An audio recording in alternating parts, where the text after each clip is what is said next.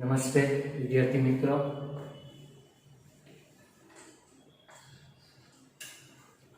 આગળના લેક્ચરમાં સમઘટકતાની ચર્ચા કરતા હતા.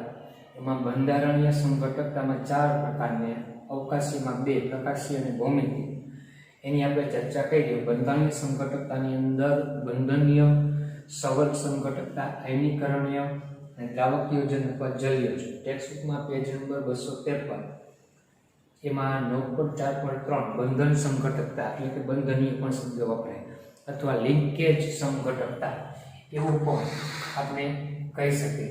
તો આપણે બંધનીય સમઘટકતા, ઇંગ્લિશમાં લિંકેજ સમઘટકતા કહેવાય. તો આ સમઘટકતા ક્યારે જોવા મળે? તો કે ઉભયદંતી લિગેન્ડ હોય. કેવા લિગેન્ડ હશે? ઉભયદંતી. ઉભયદંતી એટલે આપણે એમ્બિડેન્ટેડ, બરાબર એવો શબ્દ ટેક્સ્ટબુકમાં ઇંગ્લિશ શબ્દ આપ્યો છે, એમ્બિડેન્ટેડ લિગેન્ડ એટલે કે ઉભયદંતી લિગેન્ડ.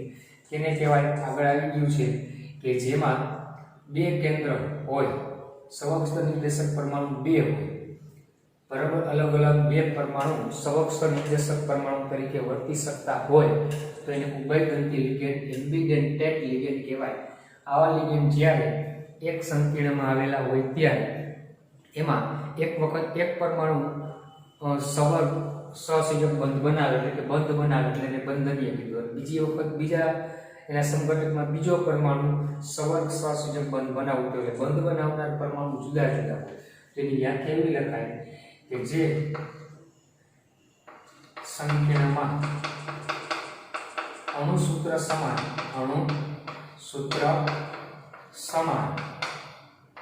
હોય તથા લિગેન્ડ પણ શું હોય? લિગેન્ડ પણ સમાન હોય, પરંતુ સવર્ગ સ્થળ નિર્દેશક પરમાણુ અથવા બંધ બનાવનાર સવર્ગ સહસંયોજક બંધ બનાવનાર પરમાણુ, એ પરમાણુને આપણે સવક્ષ નિર્દેશક પરમાણુ કહીએ છીએ. સવક્ષ નિર્દેશક પરમાણુ જુદા જુદા હોય તો તેને એકબીજાના બંધનીય સમઘટકો કહેવાય. સમઘટકો કહે છે. અને આ ઘટનાને શું કહેવાય? બંધનીય સમઘટકતા તરીકે ઓળખવામાં આવે. આપણા અભ્યાસક્રમમાં આવા લિગેન્ડ કયા છે? તો કે એક NO2 માઈનસ છે, એક CN માઈનસ છે, એક HCN માઈનસ છે, બરાબર. આ 3 લિગેન્ડ જ્યારે સંકીર્ણમાં આવે ને તો બંધનીય સમઘટકતાની શક્યતા છે. પછી એક લિગેન્ડ હોય તો ભલે અને 2 અલગ અલગ લિગેન્ડ હોય તો ભલે. તો ઉદાહરણ તરીકે એથી H2O 4 NO2 ટ્વાઇસ અને +1 વીજભાર ગણી, આનો +3 હોય ને તો, અને આનો +2 હોય તો તટસ્થ હોય. તો આમાં છે ને સવર્ગ નિર્દેશક નાઇટ્રોજન પરમાણુ છે. પણ આનો બીજો સમઘટક લેવા જાય તો આનો બીજો સમઘટક શું થશે? તો કે એમાં તમારે ખાલી કેટલો ફેરફાર કરવાનો? તો કે H2O 4 પણ NO2 ની જગ્યાએ ONO લખવા. એટલે ONO લખો તેનો મીનિંગ શું થાય? સવર્ગ નિર્દેશક પરમાણુ કોણ છે? ઓક્સિજન છે. એટલે આનું નામે બદલાય છે, આનું નામે બદલાય. આમાં ડાયનાઇટ્રો આવે અથવા ડાયનાઇટ્રાઇટો એમ લખતા હતા પાછળ, અને આમાં શું આવે? 2 વખત છે ડાયનાઇટ્રાઇટો O આવે. એટલે બંનેમાં સવર્ગ નિર્દેશક પરમાણુ બદલાઈ જાય છે. લિગેન્ડ સેમ જ છે પણ યુગ્મ ધારક કરનાર પરમાણુમાં નાઇટ્રોજન છે, જેરામાં કોણ છે? ઓક્સિજન. તો તમને એવું પૂછ્યું હોય કે એક લિગેન્ડ આપ્યો હોય, સંકીર્ણ આપેલું અને એનો બંધનીય સમઘટક બીજો કયો છે? તો આપણે લિગેન્ડમાં સવર્ગ નિર્દેશક પરમાણુ બદલાય. હવે આનું ઉદાહરણ તરીકે લખવું હોય તો CrNH3 અને હું CN3 લખી નાખું. ક્રોમિયમનો +3 હોય તો ઉપર વીજભાર ન આવે. તો આનું બંધનીય સમઘટક લખવું હોય તો CrNH3 અને CN ની જગ્યાએ શું કરવાનું? NC3. આ રીતે એ જ રીતે આમાં ધ્યાન રાખવાનું. તો આ ત્રણમાંથી કોઈ પણ એક લિગેન્ડ આવે ત્યારે એની અંદર બંધનીય સંઘટકતા જોવા મળવાની શક્યતા છે, આ ધ્યાન રાખવું. અને આવા સંકીર્ણમાં બંધનીય સવક્ષ નિર્દેશક પરમાણુ બદલાય તો એનો રંગ પણ બદલાઈ શકે છે, અલગ અલગ રંગ હોઈ શકે છે. આપણે ટેક્સ્ટ બુકની અંદર ઉદાહરણ તરીકે કોબાલ્ટ સાથે 5 એમોનિયાના અણુ આપેલા છે અને એક NO2 નો અણુ આપેલો છે. તો એની અંદર જ્યારે બંધન સવક્ષ નિર્દેશક તરીકે ઓક્સિજન પરમાણુ હોય ને ત્યારે એનો રંગ લાલ સંકીર્ણ છે, પણ જો નાઇટ્રોજન પરમાણુ સવક્ષ નિર્દેશક તરીકે વર્તે તો ત્યારે એનો રંગ પીળો રંગ કીધો છે. રંગ બદલાઈ શકે છે, પણ રંગ યાદ રાખવાની જરૂર નથી. પણ બંધનની સંઘટકતામાં સંકીર્ણ સંયોજનના રંગમાં ફેરફાર જોવા મળે. એટલે વ્યાખ્યા લખી આ રીતે રાખવાની: અણુસૂત્ર સમાન, લિગેન્ડ સમાન, પરંતુ સવક્ષ નિર્દેશક પરમાણુ જુદા જુદા, તો તે એકબીજાના બંધનીય સંઘટકો કહેવાય. અને આપણા અભ્યાસક્રમમાં આવા ઉભયદળની લિગેન્ડ છે 3 છે, એમાંથી કોઈ પણ એક લિગેન્ડ આવતો હોય અને સંખ્યા 1 હોય, 2 હોય કે 3 ગમે તે હોય તો પણ એ બંધનીય સંઘટકતા દર્શાવી શકે. ખાલી સવક્ષ નિર્દેશક પરમાણુ ચેન્જ કરી નાખવાનો એટલે એનો બીજો બંધનીય સંઘટક આપને મળે. હવે આવે છે સવર્ગ સંઘટકતા. શું આવશે પછીની? સવર્ગ. તો એની ચર્ચા કરીએ.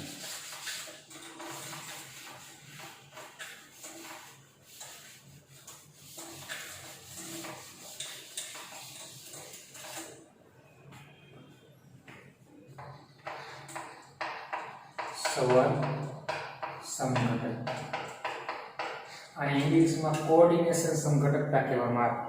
તો આ સંઘટકતા ક્યારે જોવા મળશે? તો આપણે અમુક આયુપેશી નામમાં એવા સંકીર્ણ જોયા હતા કે ધનાયન તરીકે પણ સંકીર્ણ આયન હોય અને ઋણાયન તરીકે પણ સંકીર્ણ આયન હોય. બરાબર? એટલે કે ધન ઋણાયન બંને સવર્ગ વર્તુળ તરીકે આવેલા હોય ત્યારે બંનેમાં ધાતુ આયન જુદા જુદા હોય. તો બંને ધાતુ આયન લિગેન્ડની ફેરબદલીને કારણે જે સંઘટકો આપે એને સવર્ગ સંઘટકો કહેવાય. કે બંનેમાં સવર્ગ સહસૂચક બંધ બનાવનાર પરમાણુ છે એ બદલાય, અણુ છે એ બદલાઈ જાય છે. એટલે જે સંકીર્ણમાં ધન અને ઋણ આયન સવર્ગ વર્તુળ તરીકે હોય, સવર્ગ વર્તુળ તરીકે એટલે કે સંકીર્ણ આયન સ્વરૂપે હોય, વર્તુળ તરીકે હોય અને બંને માળે ધાતુ આયન લિગેન્ડની ફેરબદલી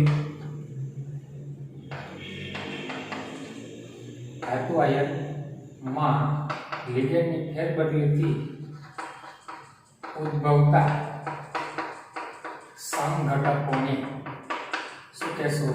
સવર્ગ સંઘટકો કહેવાય. અને આ ઘટનાને સવર્ગ સંઘટકતા તરીકે ઓળખવામાં આવે છે. તો આના ઉદાહરણ તરીકે આપણે લઈએ તો CrNH3 6 અને CO CN6 આ એક જ સંકીર્ણ છે. આ ધનાયન છે અને શું છે? ઋણાયન. તો આમાં જો સવર્ગ સહસંયોજક બંધથી ધાતુ આયન સાથે એમાઇન લિગેન્ડ જોડાયેલા છે, જ્યારે કોબાલ્ટ ધાતુ આયન સાથે સાયનો લિગેન્ડ જોડાયેલા છે. પણ આનો બીજો સંઘટક લખવો હોય ત્યારે આની સાથે આ લિગેન્ડ જોડાઈ જશે અને આ લિગેન્ડ છે એ આની સાથે જોડાઈ જશે. તો બંને લિગેન્ડની શું કરશે? ફેરબદલી કરશે. તો ત્યારે જે સંઘટકતા ઉદ્ભવે એને આપણે કયા પ્રકારની સંઘટકતા કહેશું? તો કે સવર્ગ. એટલે સવર્ગ સંઘટકતા કયું સંકીર્ણ દર્શાવે એવું પૂછે ને ત્યારે ઓળખવું સાવ સહેલું છે. ધન ઋણાયન બંને સંકીર્ણ આયન હોય તો એ સવર્ગ સંઘટકતા હોય. એકલો સંકીર્ણ આયન ખાલી આવું હોય K4 FeCl6 તો સવર્ગ સંઘટકતા જોવા મળે નહીં, કારણ કે એક જ ધાતુ આયન છે. બરાબર? એટલે બંને ધન ઋણાયન બંને સંકીર્ણ આયન સ્વરૂપે હોય ત્યારે સવર્ગ સંઘટકતા જોવા મળે. તો આનો બીજો સંઘટક કેમ લખવો? તો અહીં જુઓ, ક્રોમિયમ સાથે Cl, આમાં ઓક્સિડેશન અંક તમે ગણશો ને તો શું થાય? આનો 0 છે, આનો -6 છે. બરાબર? તો કુલ 0 તો ક્રોમિયમ અને કોબાલ્ટ બેયનો થઈને +6 આવવો જોઈએ. એટલે બંનેનો હંમેશા સેમ જ હશે, ધ્યાન રાખવાનું. સેમ ન હોય તો ગમે એકનો આપી દઈએ. બરાબર? તો એકનો કેટલો હોય? +3 હોય. કેટલો હોય? +3. તો હવે ક્રોમિયમ ધાતુ આયન છે ને એની સાથે Cl જોડું ને તો 6. અહીંયા તમે જુઓ ને આનો પ્લસ 3 વીજભાર હોય ને આનો 0 તો આ ધન આયન ઉપર પ્લસ 3 વીજભાર આવે, આનો પ્લસ 3 આનો માઈનસ છે તો બે નો સરવાળો કરો તો માઈનસ 3 આવે, કુલ વીજભાર 0 થઈ ગયો. તો ક્રોમિયમનો પ્લસ 3 છે, આનો માઈનસ 1 છે એટલે માઈનસ 6 તો આના ઉપર માઈનસ 3 વીજભાર. અને કોબાલ્ટ સાથે NH3 ને જોડું તો આનો પ્લસ 3 છે, આનો 0 છે તો આના ઉપર પ્લસ 3 વીજભાર આવે. તો હવે આનો બીજો સંવર્ધક નિર્દેશક સંવર્ધક સંઘટક લખવો હોય તો કેમ લખવાનું? તો કે હંમેશા આપણે ધન આયન પહેલા લખીએ છીએ એટલે લખવાનું આ રીતે કોબાલ્ટ NH3 6 અને શું લખવાનું? Chromium NH3 6. આ ધ્યાન રાખો. એટલે તમારે આનો સંવર્ધક સંઘટક લખવો હોય એટલે લિગેન્ડ નહીં બદલાવવાનું. શું બદલાવવાનું? ધાતુ બદલાવવાનું. એ ક્રોમિયમ અહીંયા હતી ને લેવી બરાબર છે. સોરી અહીંયા શું આવે? Cl. શું આવશે? જો ક્રોમિયમ અહીંયા છે ને એની જગ્યાએ લઈ લીધા અને કોબાલ્ટ અહીંયા શું લઈ લીધા? NH3 લિગેન્ડ છે. કારણ કે પછી આ સંકીર્ણ છે ને ધન આયન બની જાય, આ સંકીર્ણ આયન હતો એ શું બની ગયો? જો ઋણ આયન બની જશે. એટલે ખાલી તમારે આપેલ હોય એનો સંવર્ધક સંઘટક આપો એવું કહે ને એટલે બે ધાતુને બદલાવી નાખવાની છે. શું કરવાનું? એટલે એનો સંઘટક તમને શું થાય? સરળતાથી જો કે મળી જાય. એટલે બંને ધન ઋણ આયન શું હોય તો કે સંકીર્ણ આયન સ્વરૂપે બંને લિગેન્ડની ફેર બદલી. તો જો ક્રોમિયમ સાથે એમાઇનના લિગેન્ડ હતા જે અહીંયા સાઇનો થઈ ગયા અને સાઇનો હતા તો એમાઇન થઈ ગયા. તો લિગેન્ડની ફેર બદલીથી જે સંઘટકો ઉદ્ભવે એને સંવર્ધક સંઘટકતા તરીકે ઓળખવામાં આવે એ ધ્યાનમાં રાખવાનું છે. ત્યારબાદ ત્રીજો પ્રકાર છે આયનીકરણીય સમઘટકતા. તો આયનીકરણીય સમઘટકતા એટલે શું?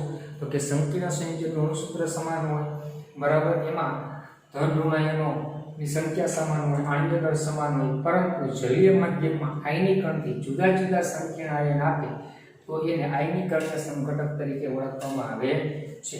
કે જે સંકીર્ણના અણુસૂત્ર શું હોય? સમાન, પરંતુ જલીય માધ્યમમાં આયનીકરણથી જુદા જુદા આયનો આપે તો તેને શું કહેશું? આયનીકરણીય સમઘટકો કહેવાય. તો આમાં એક વસ્તુ ખાસ ધ્યાન રાખવાનું કે સંકીર્ણ આયન છે એ હંમેશા ધન આયન સ્વરૂપે હોવો જોઈએ અને ઓછામાં ઓછો એક ઋણ લિગેન્ડ આવવો જોઈએ. કેટલા? એક. અને 12 ઋણ આયન હોય એ અને ઋણ લિગેન્ડ બે અલગ અલગ હોય તો આયનીકરણીય સમઘટકતા છે ને એ જોવા મળી શકે. જો ઉદાહરણ તરીકે Cr NH3 4 Cl2 અને 12 Br. તો આનું જલીય માધ્યમમાં આયનીકરણ કરું ને તો સંકીર્ણ આયન કયો મળશે? NH3 4 Cl2 પ્લસ અને Br માઈનસ મળશે. આ એક. હવે હું આમાં બ્રોમિન પ્રાથમિક સંયોજકતામાં ક્લોરીન લિગેન્ડ તરીકે છે પણ બ્રોમિન એ લિગેન્ડ તરીકે તો વર્તી શકે તો NH3 એક Cl લિગેન્ડ તરીકે છે, બીજો બ્રોમિન લિગેન્ડ તરીકે આવે છે અને એક ક્લોરીન 12 પ્રાથમિક સંયોજકતામાં છે.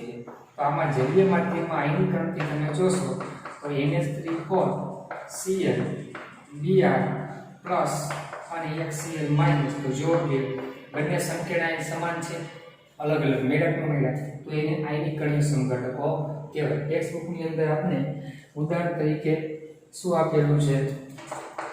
CO NH3 5 SO4 અને Br. હવે જો તમે જોશો ને તો એમાં એક દંતી એટલે 5 અને SO4 સલ્ફેટો દ્વિદંતી એટલે 5 ને આનો દ્વિતીયક સંયોજકતા 2 એટલે કુલ આની દ્વિતીયક સંયોજકતા ગણવા જઈએ તો 7 થાય. પણ ખરેખર વાસ્તવમાં 7 હોય ને 6 છે. ઘણી વખત અમુક દ્વિદંતી લિગેન્ડ હોવા છતાં એક જ સંવર્ધક સહસંયોજક બંધ બનાવી એક બંધ બનાવી શકે નહીં. એટલે આ પ્રકારનું ઉદાહરણ છે તે ખાસ ધ્યાનમાં રાખજો. તો હવે આમાં જલીય માધ્યમમાં આયનીકરણથી કયો આયન ઉત્પન્ન થશે? CO NH3 5 SO4 પ્લસ આ સંકીર્ણ આયન ઉત્પન્ન થયો બરાબર. અને હું Br લિગેન્ડ તરીકે લઈએ તો સલ્ફેટો છે એ સલ્ફેટ આયન તરીકે પ્રાથમિક સંયોજકતામાં આવી જશે Br અંદર SO4 તો આમાં જલીય માધ્યમમાં આયનીકરણથી શું ઉત્પન્ન જોવો જોઈએ CONH3 અને Br પ્લસ SO4 -2 તો બંને આયનો અલગ અલગ છે જો જે સંખ્યાને સમાન છે ને એમાં સલ્ફેટ વળી ગઈ છે એમાં બ્રોમાઇડ તો આવા સંખ્યાનો છે એ આયનીકરણીય સંઘટકતા દર્શાવે સંખ્યા જો ધન આયન સ્વરૂપે આવશે ઓછામાં ઓછો એક ઋણ લિગેન્ડ હોય અને બાર એક ઋણ આયન અલગ હોય આયનો Cl લીધો તો થાય નહીં અટકી અંદર લીધો તો બીજો Cl બહાર તો નહીં થાય એટલે એ રીતે ધ્યાનમાં રાખવાનું તો આયનીકરણીય સંઘટકતા દર્શાવે અને આમાં પણ સંખ્યાના રંગ જુદા જુદા જોવા મળી શકે છે પછી આવશે 254 પેજ ઉપર દ્રાવક મિશ્રણ સંઘટકતા તો એક પ્રકારની આયનીકરણીય સંઘટકતા છે એનો જ પ્રકાર છે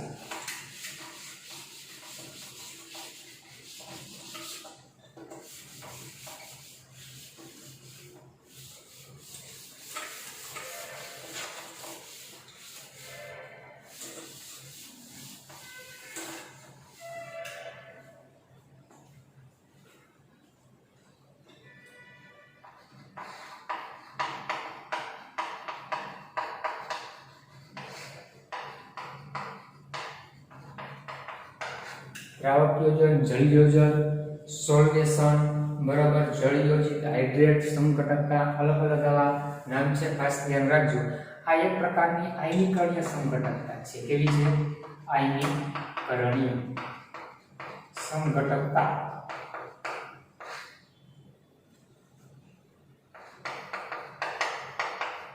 એનો જે પ્રકારનો શું છે પ્રકાર છે આયનીકરણીય સંઘટકતા એનો જે પ્રકાર છે એ ખાસ ધ્યાન રાખજો બરોબર પણ આમાં લિગેન્ડ તરીકે પાણીનો અણુ હોય ઘણા સંકીર્ણ સંયોજન છે જેમ કે Cl3 છે એ રંગહીન હોય શું હોય રંગહીન હોય પરંતુ એનું જલીય દ્રાવણ લ્યો ને તો Cl3 6H2O બને જે રંગીન હોય એનું કારણ શું તો કે એની ક્રોમિયમ પ્લસ ધાતુ આયન સાથે પાણીના અણુ લિગેન્ડ તરીકે જોડાતા ડી કક્ષકનું વિભાજન થાય છે આપણે અષ્ટફલકીય ક્ષેત્રમાં જોયું હતું ચતુષ્ફલકીય એની જેમ તો કે એનું શું થશે વિભાજન થશે જેના કારણે ડીડી સંક્રાંતિ જોવા મળશે જેના કારણે આ સંકીર્ણ રંગીન બને એ રંગ વિશે ચર્ચા આગળ થિયરી છે એ કરશું તો હવે આનું બંધારણ છે ને અલગ અલગ પ્રકારે હોઈ શકે છે કે કઈ રીતે તો કે CrH2O જે જો પાણીના અણુ લિગેન્ડ તરીકે જોડાય તો ક્લોરીન છે ને પ્રાથમિક સંયોજકતામાં જોડાઈ શકે તે સંયોજકતામાં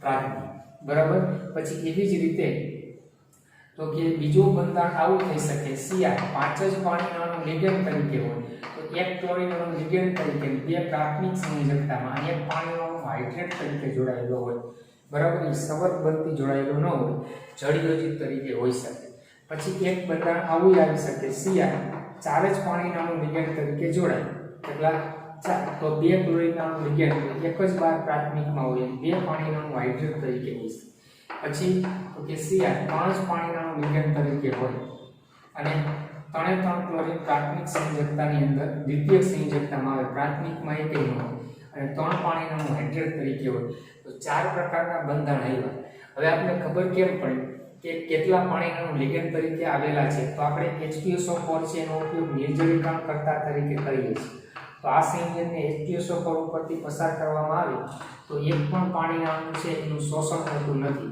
છૂટા પડતા નથી તો છૂટા ક્યારે પડે તો માત્ર હાઇડ્રેટ તરીકે હોય તો એ સવર્ગ સહસંયોજક બનતી જોડે છૂટા પડતા નથી એટલે એમાં ત્રણે ત્રણ ક્લોરીન પ્રાથમિક સંયોજકતામાં હોવા જોઈએ જ્યારે આમાં H2SO4 ઉપરથી પસાર કરશું ને તો એક પાણીનો અણુ છે એ દૂર થઈ જશે એટલે એનો મીનિંગ એવો કે પાંચ જ પાણીના અણુ દ્વિતીયક સંયોજકતામાં છે એક ક્લોરીન હોય બે તો કે કયા સ્વરૂપે આવશે તો કે પ્રાથમિક સંયોજકતામાં ક્લોરીન હશે તો આને આપણે H2SO4 ઉપરથી પસાર કરશું તો બે પાણીના અણુ છે એ H2SO4 માં શોષાય અને દૂર થાય તો ચાર પાણીના અણુ લિગેન્ડ તરીકે હોવા જોઈએ અને બે ક્લોરીન લિગેન્ડ તરીકે એક ક્લોરીન પ્રાથમિક સંયોજકતામાં હોય અને ત્યારબાદ આને H2SO4 ઉપરથી પસાર કરીએ તો ત્રણ પાણીના અણુ દૂર થાય છે તો આની અંદર તમે જોશો તો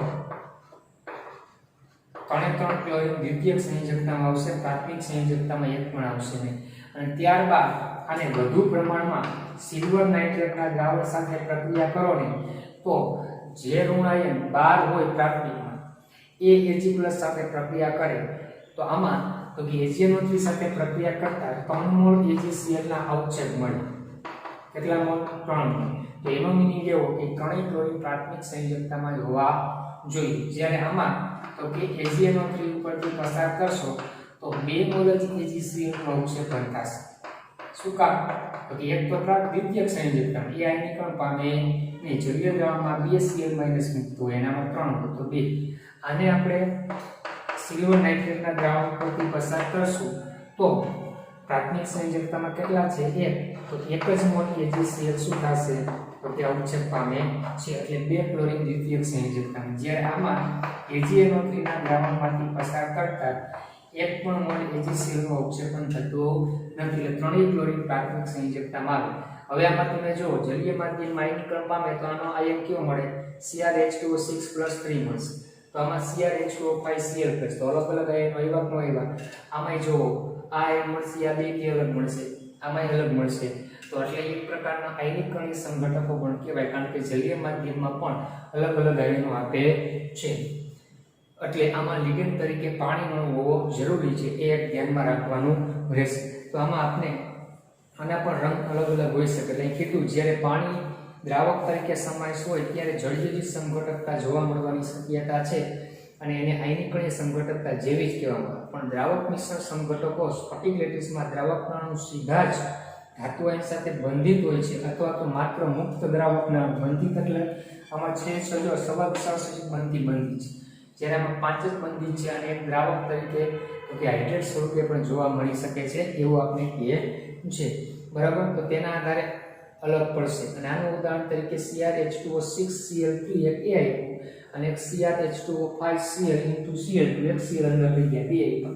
આવા 4 એના જળયોજન સંઘટકો બની શકે એ ખાસ ધ્યાનમાં રાખો. તો આ રીતે આ સંઘટકતા છે એના ટોપિક છે એ આપણે પૂરો થયો. હવે ત્યાર પછી નીચે 9.5 ટોપિક છે જે આપણે બાકી હતો એની આપણે ચર્ચા કરીએ.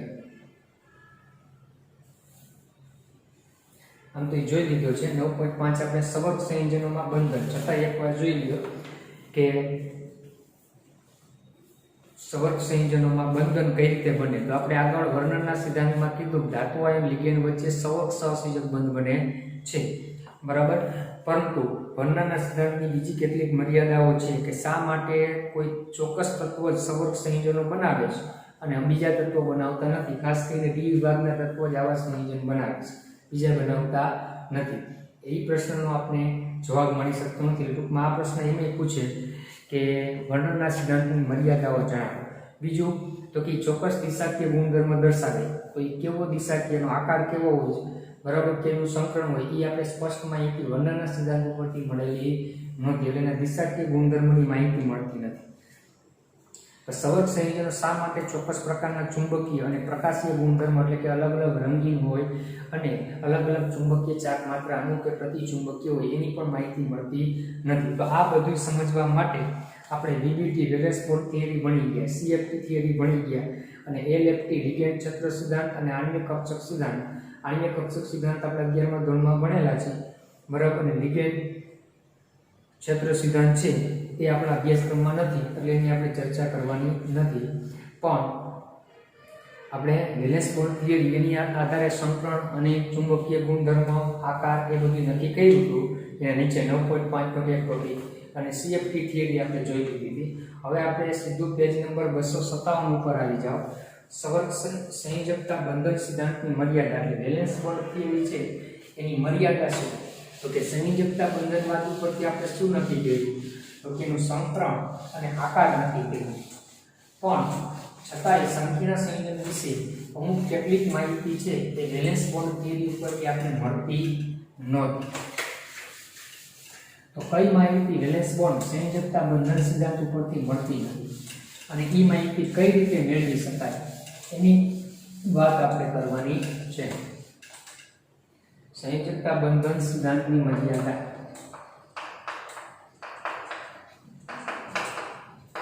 બંધન સિદ્ધાંતની મળી આવે. વેલેન્સ બોન્ડ થિયરી પીબીટી, બરાબર. ટોપિક નંબર 9.5.3, બરાબર. તો આ સિદ્ધાંત તો કેટલીક ધારણા ઉપર આધારિત છે. સવર્ગાંક 2 હોય તો આકાર રેખીય, સવર્ગાંક 3 હોય તો સમતલીય ત્રિકોણ, 4 હોય તો સમચતુષ્ફલકીય અથવા સમતલીય સમચોરસ હોય. એટલે પહેલી મર્યાદા શું કીધી કે કેટલીક ધારણા પર શું છે આધારિત છે. ઓકે. બીજી માહિતી આપણે શું આપેલી છે કે ચુંબકીય ગુણધર્મનું ચોક્કસ અર્થઘટન કરી શકાતું નથી. ચુંબકીય ચાપ માત્રાનું ચોક્કસ અર્થઘટન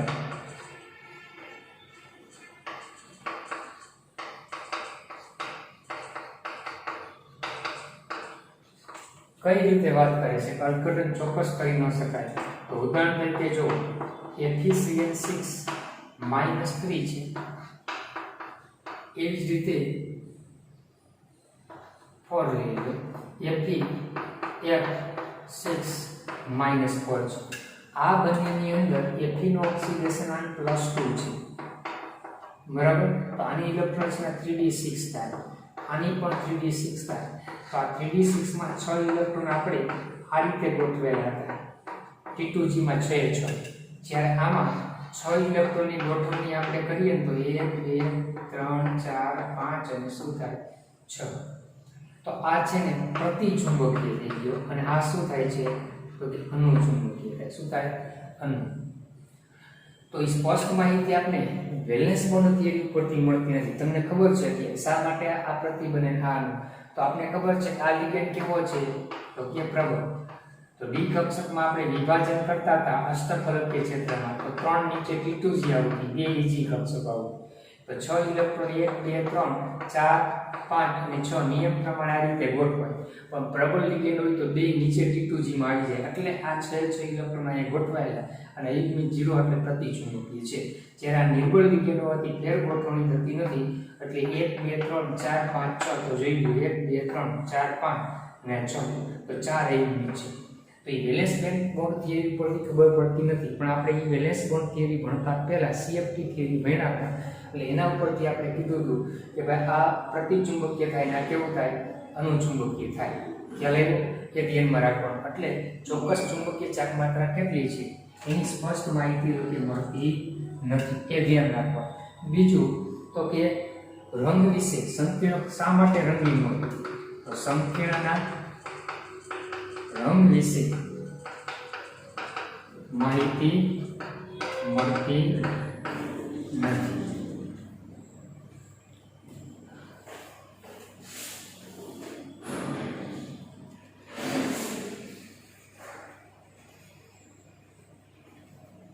તો સંકીર્ણ રંગીન હોય છે, શા માટે રંગીન હોય એની માહિતી સ્પષ્ટ મળતી નથી. એનું કારણ શું હતું તો કે આ ડી કક્ષકનું વિભાજન થાય લિગેન્ડની હાજરીથી, પ્રબળ હોય કે નિર્બળ હોય, તો પછી T2G ના ઇલેક્ટ્રોન છે ને એ EG કક્ષકમાં જશે, ત્યાંથી પાછા મુક્ત ઉર્જા ગુમાવી અને મૂળ અવસ્થામાં આવશે ત્યારે વધારાની ઉર્જાનું ઉત્સર્જન કરશે, જેના કારણે રંગીન હોય છે. એ આપણે હવે થિયરી જોવાની છે, એ આપણે CFT થિયરી પછી એની માહિતી મળશે. એટલે રંગીન શું કામ હોય એ માહિતી પણ વેલેન્સ બોન્ડ થિયરી પરથી મળતી નથી. પછી એની ઉષ્માગતિકીય અને રાસાયણિક સ્થિરતા શું હોય એની માહિતી પણ આપણા અભ્યાસક્રમમાં નથી, એ વધારે ડીપમાં જવું પડે, એટલે એની આપણે ચર્ચા કરવાની નથી. એટલે ઉષ્માગતિકીય સ્થિરતા અને રાસાયણિક સ્થિરતાની માહિતી મળતી નથી. અત્યારે આપણે એવું પૂછાશે કે કયા સંકીર્ણની સ્થિરતાનો ક્રમ જણાવો, તો આપણે એટલું ધ્યાન રાખવાનું છે CFT થિયરીની અંદર આપણે લિગેન્ડની સ્પેક્ટ્રોકેમિકલ શ્રેણી એવી હતી, વર્ણપટદર્શકીય શ્રેણી, એમાં એક જ ધાતુ આયન સાથે જો તમારે પ્રબળ લિગેન્ડ જોડાયેલો હોય તો એની સ્થિરતા સૌથી વધારે, નિર્બળ લિગેન્ડ જોડાય તેની સ્થિરતા સૌથી ઓછી, અથવા બહુદંતી લિગેન્ડ જોડાય એટલે કિલેટ હોય તો એની સ્થિરતા સૌથી વધારે. એટલે એવો પ્રશ્ન કોઈ પૂછે તો એ ધ્યાન રાખવાનું. માનો કે નિકલ +2 ધાતુ આયન હોય અને એની સાથે ક્લોરાઇડો, બ્રોમાઇડો, આયોડાઇડો, ફ્લોરાઇડો લિગેન્ડ જોડાય, અલગ અલગ સંકીર્ણ બને, એના F4 પ્રકારનું સંકીર્ણ બને -2, પછી એક Cl4 -2 સંકીર્ણ હોય, એક Ni Br4 - સંકીર્ણ હોય, એક Ni I4 - સંકીર્ણ હોય. તો આ બધામાં સૌથી પ્રબળ લિગેન્ડ કોણ છે? ક્લોરાઇડ. પછી ક્લોરાઇડ, બ્રોમાઇડ, આયોડ. આમ જઈને લિગેન્ડની પ્રબળતા ઘટે છે એટલે સંકીર્ણની સ્થિરતા પણ શું થશે? ઘટે. સૌથી વધુ સ્થાયી આ હોય એથી ઓછો. જે લિગેન્ડ પ્રબળ હોય ને એ સંકીર્ણની સ્થિરતા સૌથી વધારે. એ ધ્યાન રાખવાનું રહેશે. એ પ્રકારે કદાચ MCQ પૂછાય તો એ ધ્યાન રાખવાનું કે ત્યાં સંકીર્ણ પેલા એ જોવાનું બહુદંતીય લિગેન્ડ હોય તો એની સ્થિરતા વધારે, પણ બહુદંતીય ન હોય એક દંતીય લિગેન્ડ આવતા હોય તો જે લિગેન્ડ સ્પેક્ટ્રોકેમિકલ્સમાં સૌથી પ્રબળ હોય એ સંકીર્ણ છે ને એ સૌથી વધારે સ્થાયી આવશે. એ ધ્યાનમાં રાખવાનું. પછી પાંચમો મુદ્દો આવે છે કે સવર્ગાંક 4 હોય તો એની ભૌમિતિક રચના સમતલીય સમચોરસ 4 ની ભૌમિતિક રચનાની સ્પષ્ટ માહિતી મળતી નથી. કારણ કે સવર્ગાંક 4 હોય તો બે પ્રકારની ભૌમિતિક રચના હોય, સમતલીય સમચોરસ હોય અને સમચતુષ્ફલકી. સવર્ગાંક 6 માં તો ફિક્સ જ હતું, અષ્ટફલકી આવે. તો આમાં ક્યારે સમતલીય સમચોરસ આવે, ક્યારે સમચતુષ્ફલકી આવે તો એની સ્પષ્ટ માહિતી મળતી નથી. એ આપણે CFT થિયરી ઉપરથી કીધું કે લિગેન્ડ પ્રબળ આવે જેમ કે Ni Cl4 -2 છે અને એક Ni Cl4 -2 છે. આમાં નિકલ પ્લસ 2 છે, એમાં D માં 8 ઇલેક્ટ્રોન છે, આમાં D માં 8 જ હોય. તો D કક્ષકમાં 8 ઇલેક્ટ્રોન આપણે 1 2 3 4 5 6 7 અને 8 ઇલેક્ટ્રોન બરાબર. પણ પ્રબળ હોવાથી યુગ્મીકરણ થઈ જાય છે તો આ D કક્ષક સંકરણમાં ભાગ લે છે, DsP2 સંકરણ થાય છે એટલે સમતલીય સમ છે. જે આમાં યુગ્મીકરણ થતું નથી એટલે D કક્ષક ખાલી ન હોય એટલે sp3 થાય એટલે એ સમચતુષ્ફલકી હોય. એ આપણે CFT થિયરી પછી માહિતી મળે છે લિગેન્ડ પ્રબળ છે, નિર્બળ યુગ્મીકરણ થાય કે ન થાય, પેર ગોઠવણી એના ઉપરથી માહિતી મળે. એટલે એ પણ બંધન સિદ્ધાંત ઉપરથી માહિતી મળતી નથી કે 4 છે સવર્ગાંક એવા સંકેતની ભૌમિતિક રચના સમતલીય સમચોરસ હશે કે સમચતુષ્ફલક એ સ્પષ્ટ માહિતી મળી શકતી નથી. એવી જ રીતે લિગેન્ડ પ્રબળ છે કે નિર્બળ એનો ભેદ પણ પારખી શકાતો નથી. લિગેન્ડ પ્રબળ કે નિર્બળ છે તેનો ભેદ પારખી શકાતો નથી. કે કયો લિગેન્ડ પ્રબળ કે નિર્બળ એ પણ આપણે CFT theory, crystal grey theory છે, સ્ફટિક ચક્રવાત એના ઉપરથી આપણે નક્કી કર્યું. તો પ્રબળ કે નિર્બળ લિગેન્ડ વચ્ચેનો ભેદ પણ પારખી શકાતો નથી. તો આટલી માહિતી હતી એ શું છે સંયોજકતા બંધન સિદ્ધાંતની મર્યાદાઓ છે.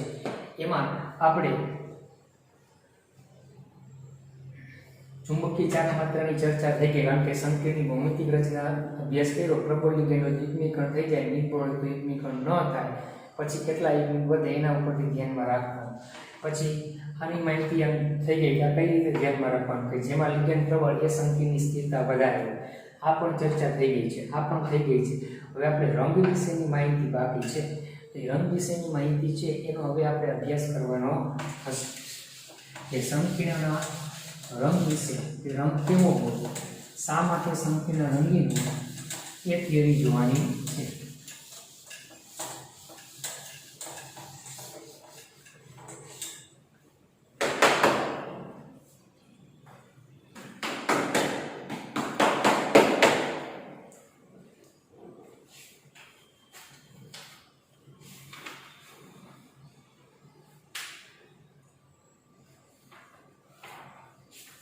તો એની હવે ચર્ચા આવતા લેક્ચરમાં કરશું. એટલે બે થિયરી અગત્યની બાકી છે, એક સંકીર્ણનો રંગ અને એક ધાતુ કાર્બોનિલ બંધ. પછી એક એના અનુપ્રયોગો છે એ સાવ સિમ્પલ છે. તો એ ચર્ચા હવે આપણે આવતા લેક્ચરમાં જોઈશું.